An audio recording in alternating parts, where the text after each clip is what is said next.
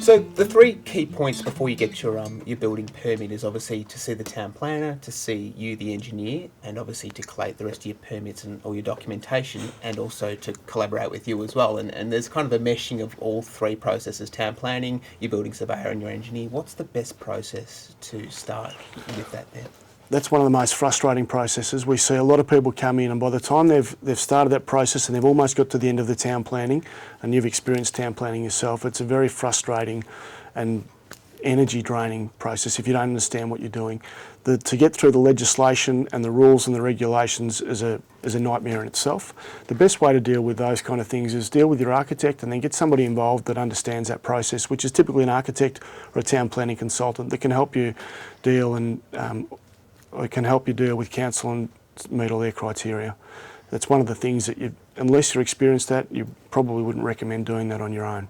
Because it feels very much like if you do something in town planning and you get that engineered, then if they change it down the line, then it's more costly to come and visit you, and then vice versa with your building surveyor. It's very much like which one do I go with first, and how do I best navigate through? And from my own experience, it's been just lodge it and see what happens, roll with the punches. That's the only way I can think to get out of it.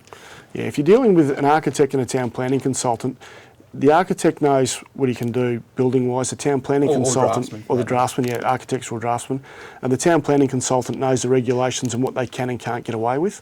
And the engineer we can give advice on the best way to build that structure. So by the three of those working together at the start of the process, preparing the town planning issues, then they can make that very smooth and simple.